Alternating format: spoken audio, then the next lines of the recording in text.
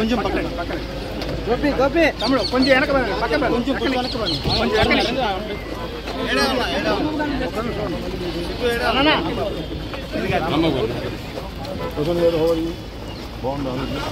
నువ్వు ఆగండి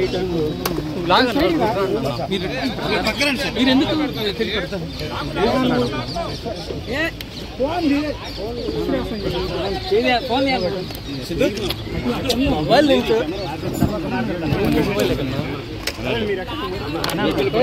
గోపి సార్ గోపి పెట్టు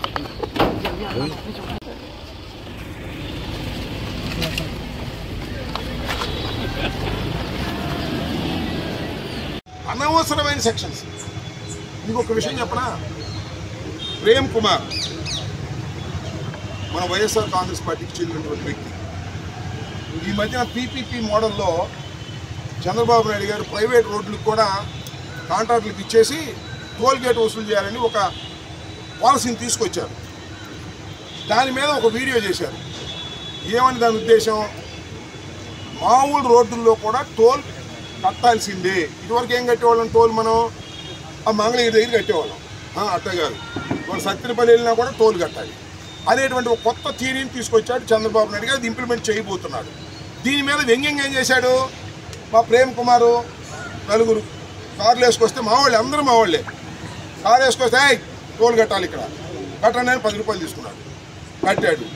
తీసుకుని ఈ రకంగా ఉంటుందని ఒక చిన్న డ్రామా, ఒక ఎపిసోడ్ చేసి వాట్సాప్లో పెట్టాడు. టోల్ గేట్ 10 రూపాయలు కట్టాలని మా వాడి దగ్గర మేము తీసుకున్నందుకు ఎక్స్ట్రాషన్ అంట, దోపిడీ అంట. దోపిడీ అని కేసు పెట్టారు. వీటి దుంపాదేగా నాకు అర్థం కాదా, ఏమిటిది నాకు అర్థం కాదా. డొక్క చింపేస్తాం అనగా డొక్క చింపేసినట్టు కేసు పెట్టేస్తారా, కొట్టేస్తాం కేసు పెట్టేస్తారా, అర్థం ఉండాలి కదా. నాకు అర్థం కాదా. పిచ్చా మీకేమన్నా, ఆ రెడ్ బుక్ ఆయనకేమో రాజకీయాల పిచ్చి, మీకేం పిచ్చి పోలీసులకి అంటున్నా.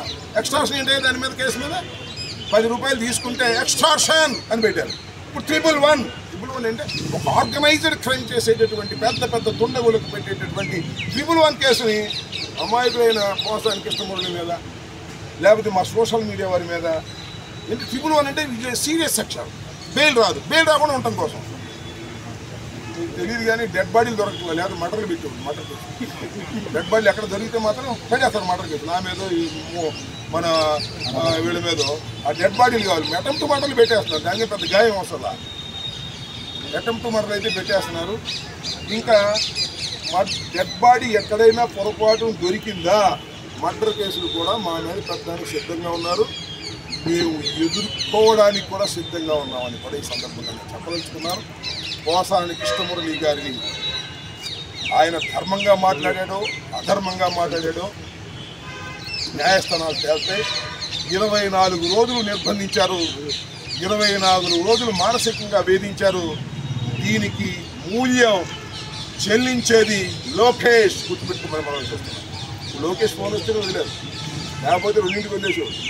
లోకేష్ ఆత్మండి, అందువల్ల ఇప్పుడు దాకా అడ్డు పెట్టారు. లేకపోతే మధ్యాహ్నం వదిలేసేవాడు. మొత్తం అన్ని షూరిటీ బాండ్స్ అన్నీ వెళ్ళిపోయినాయి. లోకేష్ కనుసన్నల్లోనే జరుగుతున్నది ఇదంతా కూడా. దీనికి బాధ్యత లోకేషే వహించవలసి ఉంటుందని నేను మీ ద్వారా చెప్పగలను.